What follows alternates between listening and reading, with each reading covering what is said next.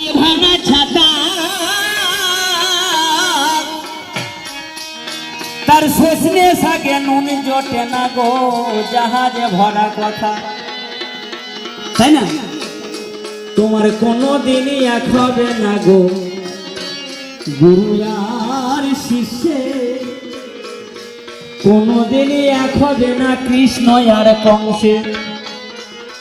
তুমি যা জানো না তা বলো না,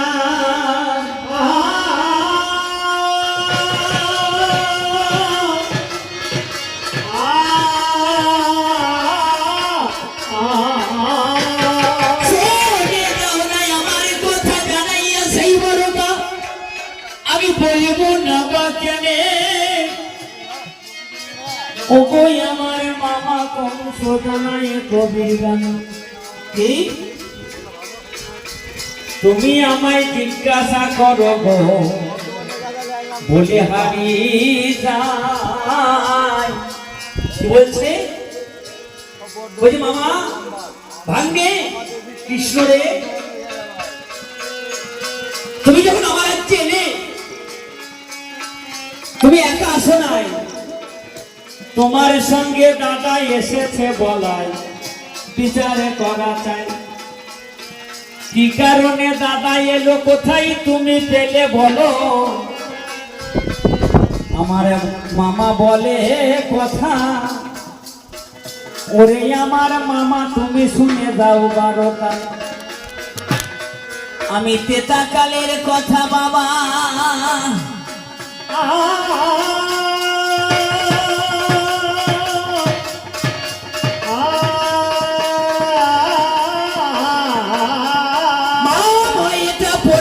আলোচনা নয়, তুমি যখন বলেছ মামায় উত্তর দেব আমি, তাহা কথার অভাব হবে না। এটা কিন্তু আলোচনা নয়, কংস কৃষ্ণের গানে এইটা আলোচনা হবে না। এ গানে নয় কো সস্তায় গো মামা, আমি তোমার কাছে গাই। আমি তেতা যুগে দাদা হয়েছে আমার বলরাম হেথায়। আমার একই দিনের কথা বাবা, আমি বলবো না বা কেন, আমি সত্য কথা জানাইব আজকে কবির গানে। দশরথ রাজা ছিল গো, তার 749টা বউ। তোমার কাছে গো মামায় আমি মনের কথা কই, তাদের সন্তানাদি কোনোদিন হয় না, বিচার করো মনে। ওরে দশরথ রাজা বনের মাঝে গেলেন শিকার ওগো করিতে।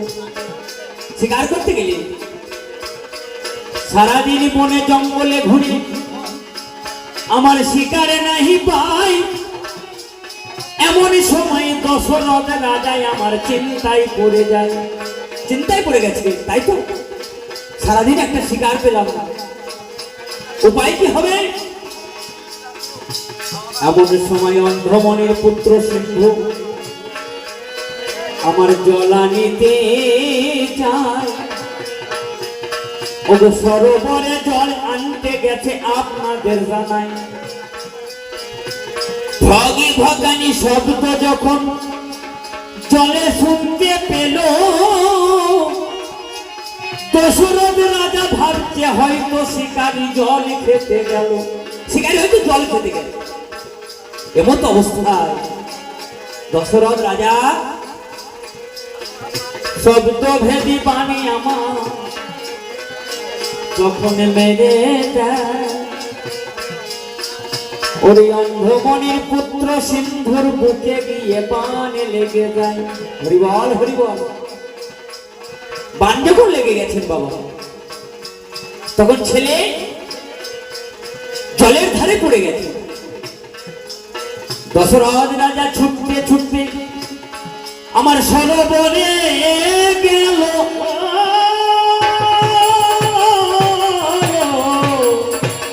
সরোবরে আমি তোমার কাছে সত্য কথা দাম বলে জানাই ভালো। যখন পড়ে গেছে দশরথ রাজা ছুটতে ছুটতে গিয়ে দেখছে কি একটা দুধের বালক সরোবরের ধারে অগ্নি পড়ে রয়। গিয়ে বলছি এ কি কর্ম করলাম ঠাকুর ভালো নাই আমার। প্রাণ গোবিন্দ, আমি না জেনে না জেনে আমি অন্যায় করে একটা দুধের বালককে বধ করে দিয়েছি। গোবিন্দ, তুমি আমায় যেন ক্ষমা করো, আমায় যেন ক্ষমা করো, আমায় যেন প্রভু ক্ষমা করো, আমায় যেন প্রভু ক্ষমা করো। তোমায় সাক্ষী রেখে জানাই গো, আমায় যেন ক্ষমা করো, তোমায় সাক্ষী যেন রেখো প্রভু, তুমি আমাকে রক্ষা করো, ক্ষমা করো। আমি অন্যায় করে সপ্তভেদী বাণ মেরে দিয়েছি শব্দ শুনি। আর দুধের বালক অন্ধমনের পুত্র সিন্ধু মারা গেল। এমন সময় দেখো আমার রাজা কি কর্ম করিল। ওরে সেই দুধের বালককে কোলে তুলে নিয়ে আমার বনের ভেতর গেল। পায়ের মচি মচানি শব্দ শুনি অন্ধমনি বলে, ওরে তাড়াতাড়ি চললে বাবা, জীবনে যাই চলে। এমন সময় রাজা বলে গো, আমি ক্ষমা করো মনি, তোমার সিন্ধু নয় গো, এটা জানাই প্রকাশ করে আমি। কে সিন্ধু নয় আমার না, নামি আমার দশরথ রাজা। বিচার করো মনে, আমি অন্যায় কাজ করে এসেছি আজকে তোমার কানে। কি অন্যায়? তোমার পুত্র সিন্ধু ছিল বানে মারা হলো, জলের ধারে পড়ে গেল। জল ধারে পড়ে গেল গো, জল ধারে পড়ে গেল।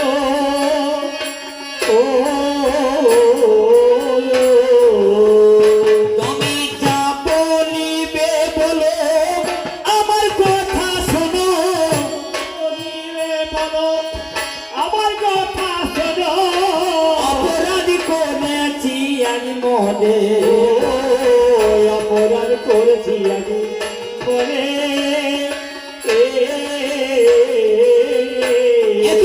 কথা তুমি শোনাইলে রাজন, তুমি অন্যায় করে তুমি আমার পুত্র সিন্ধুকে বধ করে দিয়েছ। বলছে হ্যাঁ মনে বল, আমি হরিণী ভেবে সপ্তভেদী বাণ আমি মেরে দিয়েছি। তুমি অন্যায় কাজ করেছো বাবা।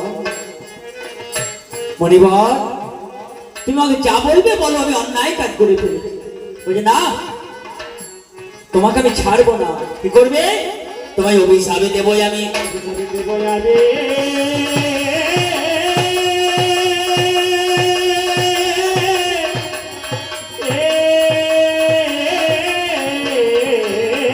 তুমি শুনে যাও না কথা,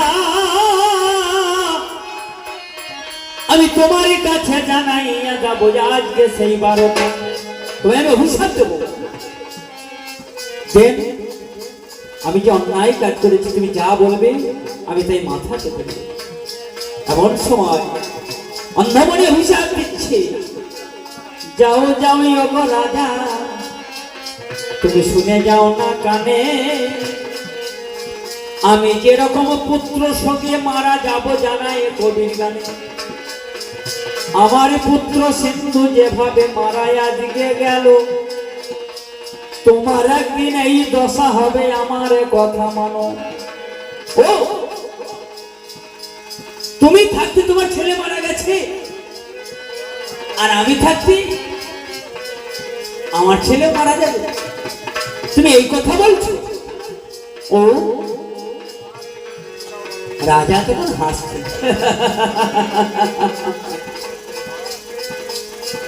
অভিশাপ অভিশাপ অভিশাপ, তুমি অভিশাপ ফিরিয়ে নাও মণিবর। বলছি কেন? বলছি পুত্রই আমার নাইকো দেখো, বিচার করো মনে। আমি সত্য কথা জানাইব আজকে কবির গানে পাগলা রে।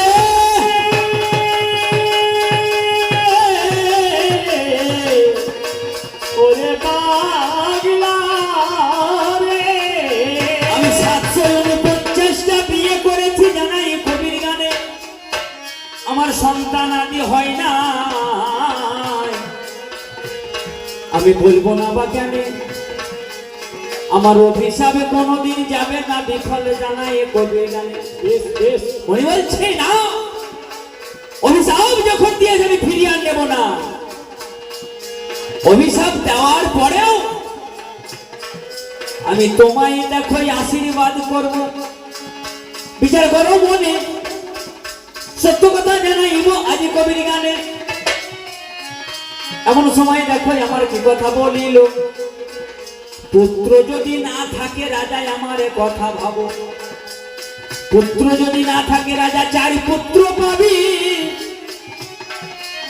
ওরে নামে যাবে বনবাসে আমার কথা নিবি, পিতা সত্য পালিবারে নামে যাবে বনে। আর তোমার মৃত্যু হবে দেখো জানাই কবির গানে, তাই না? সেদিনই দেখো রাজায় আমার করো জোরে গায়, মনির আশীর্বাদে যদি আমার 4টে ছেলের জন্ম হয় আপনাদের জানাই। 4টে ছেলের জন্ম হবে। সেই 4টে ছেলে জন্ম হলো যে 3 নারীর গর্ভে জন্ম দেওয়ার কারণ। 3 নারী প্রধানা, কৌশল্যা, কৈকেয়ী, সুমিত্রা। 3 জনা ছেলে হবে কেমন করে? যজ্ঞ করতে হবে জামাইকে দিয়ে। সেই যজ্ঞে চরু উঠবে বাবা, সেই চরুকে যে রানীকে খাওয়াবে, ওরে তাদের পেটে ছেলে হবে গো, পেটে ছেলে হবে গো, তাদের পেটে ছেলে হবে গো, পেটে ছেলে হবে গো। চলো তুমি কথা শোনো, পেটে ছেলে হবে গো। এই কথা যখন বললেন, যজ্ঞ আরম্ভ করলেন। যজ্ঞ করার পর 3টে চরু উঠলেন। সেই চরু কৈকেয়ীকে আর কৌশল্যাকে যখন ভাগ করে দিলেন, সুমিত্রা কি বলছে আমাকে দাও প্রভু। তখন কি করলেন? আটখানা আটখানা করে ভাগ করে দেওয়া। কৌশল্যা কৈকেয়ীকে দিয়ে দিয়েছেন। সেইখান থেকে কৌশল্যা কি করলে অর্ধেকটা দিলেন, আর কৈকেয়ী অর্ধেকটা দিলেন। ওরে তা থেকে দেখো আমার তেরে দাঁড়ানা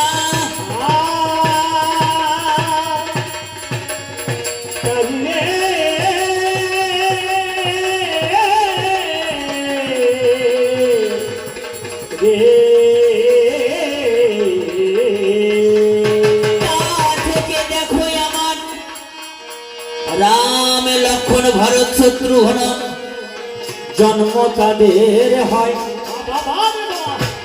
এই সত্য কথা বলেছিল কৌশল্যা আপনাদের জানাই। সুমিত্রাকে বলেছিল আমি যদি অংশ থেকে ভাগ দিলাম, এ থেকে একটা ছেলের জন্ম হবে। ওরে সেই ছেলে যেন আমার ছেলের দাসত্ব করিবে। আমি সত্য কথা তোমার কাছে বলে যাই প্রকাশে। আর কৈকেয়ী যাবি মাতা, সে অর্ধেকটা দিল, তার অংশ হইতে দেখো শত্রুঘ্ন জন্ম নিল। ভরত আর শত্রুঘ্ন আমার বিচারে করা চাই। রাম অংশ হইতে লক্ষ্মণের জন্ম হয় আপনাদের জানাই। এমন সময় দেখো আমার কি কর্ম করিল, ধীরে ধীরে দেখো আমার কথা শুনে চলো।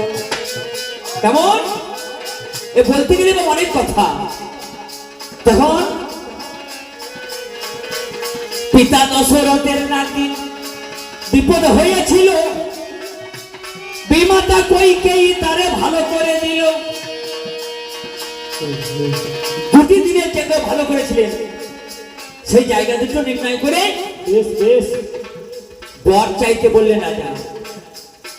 রানী বললেন এখন নেবো না, সময় মতো চেয়ে নেবো।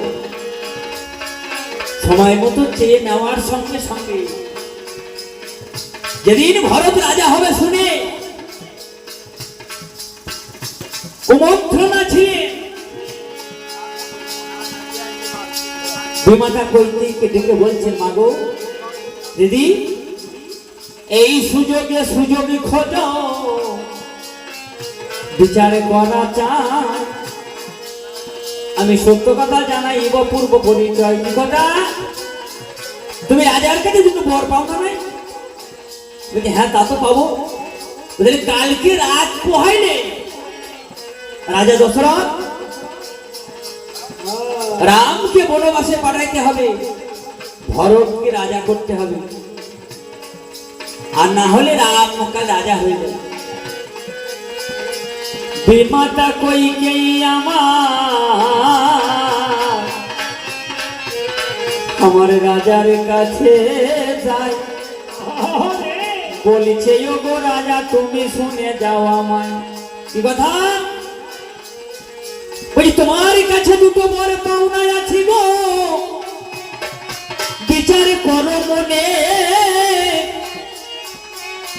আমি সত্য কথা জানাইব আজকে কবির গানে।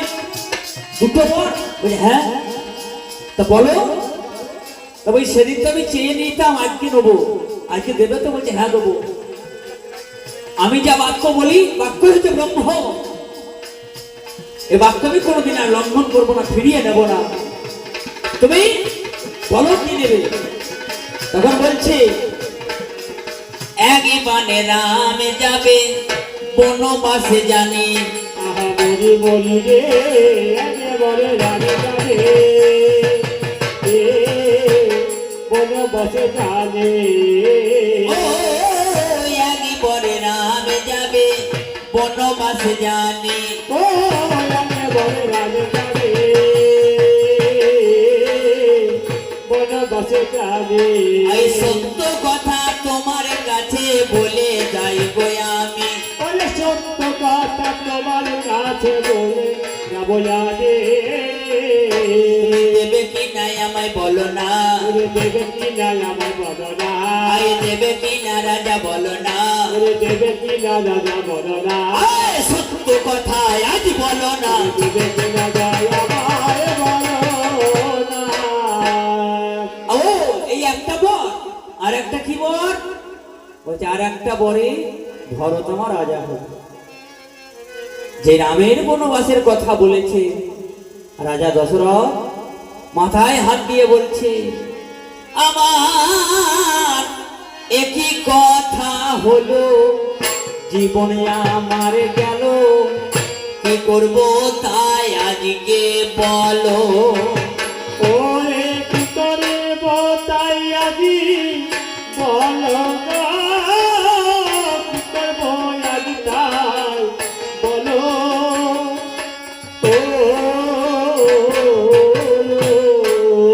একই কথা শোনাইলে রানী, একই কথা শোনাইলে। আমি যে আর সহ্য করতে পারছি না। রাত পোহালে রাম রাজা হবে, আর তাকে কিনা তুমি বনবাসে পাঠাইতে বলছো। হরিবল হরিবল, 14 বছরের জন্য রামকে বনবাসে পাঠাইতে হবে। এবছর অবস্থা মা কৌশল্যা কি করলেন? সকাল বেলা দুধের বাটি এক বাটি দুধ নিয়ে আসছে রামকে খাওয়াবে বলে। আর সেদিন বিমাতা কৈকেয়ী দুধের বাটি ফেলে দিলে। সেদিন রাম মনে মনে প্রতিজ্ঞা করেছিল, মা এই দুধের কত জ্বালা মাগো, দুধের কত জ্বালা মাগো, দুধের কত জ্বালা মনে কত জ্বালা জানিবি না গো শুনে চলো তুমি কথা সব মনে কত জ্বালা জানিবি না গো। এ তুমি দুঃখ ফেলে দিলে একদিন আছি মেরে এই দুধের জ্বালা তোমাকে একদিন বুঝিয়ে দেবো। সেদিন জন্ম তোমার গর্ভে নেব, কিন্তু তোমার স্তন প্রাণ করবো না গো। মাস্টার পাই করব না গো তুমি আমার কথাই শুনিয়ে চলো। মাস্টার পাই করব না গো। সবাই দেখো আমার তেরে দাদা কা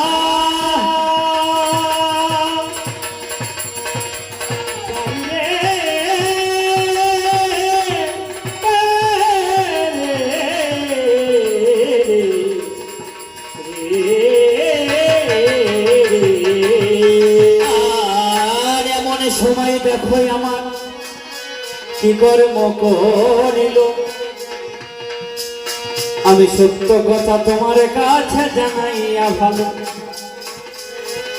রাম যাবে বনবাসে সকাল বেলায়। মা জননী কাঁদছে আমি বলি নাই অন্যায়। এমন সময় রামের সঙ্গে সীতাও যাবে।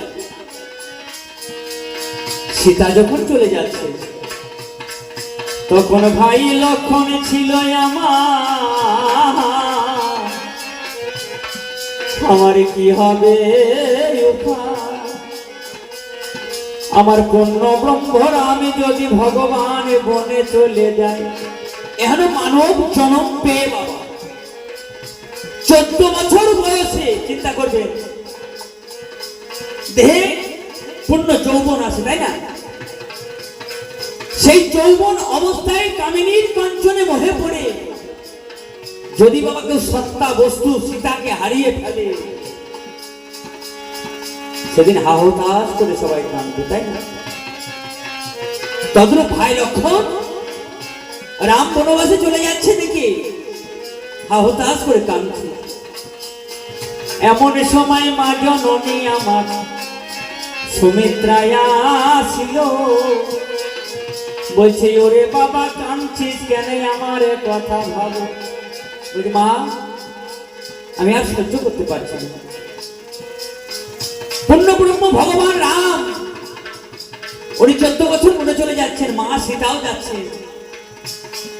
আমি কার কাছে থাকবো, আমি কার সেবা করব? এমন সময় মা জননী আমার কহিতে লাগিল, ওরে লক্ষণ তুমি যাও নাই, আমার কথা তুমি শোনো। লক্ষণ তুমিও যাও, তুমি রামের সঙ্গে গিয়ে বন মাঝে রামকে সাহায্য করবে, রামের চরণ সেবা করবে। এই কথা বলে আমার কি কর্ম করিল, ওরে ঘরে আমার লক্ষণের স্ত্রী উর্মিলা ছিল, জানায় কথাগুলো। তাকে লক্ষণ বলল, ও গো অর্ধাঙ্গিনী তুমি মায়ের সেবা করো।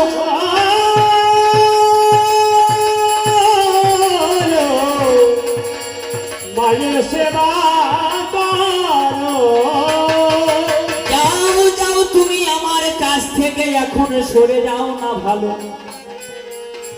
রামই আমার আগে আগে পেশা লাগে তো একটু মনিটর বাহির যখন হলো,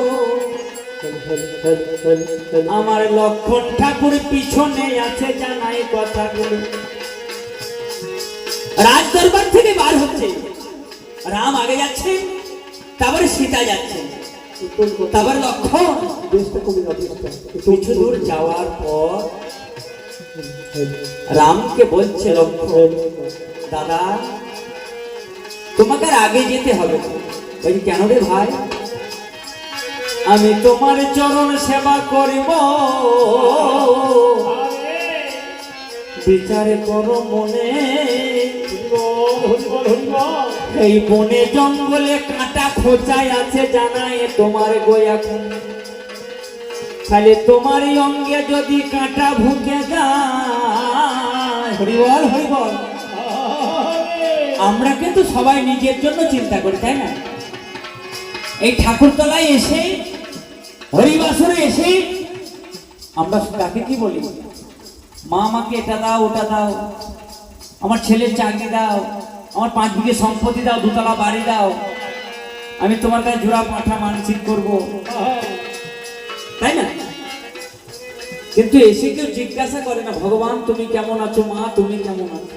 তাই তো করে সেই ভাই লক্ষণ আমার রামকে তখন বলে, দাদা গো, বনে জঙ্গলে জীব জন্তু কাটা খোঁচায় আছে, জানায় কবির গানে, তুমি আমার কাছে বড় দাদা, বিচার করো মনে, আমি তোমার চরণ সেবা করব, জানাই কবির গানে।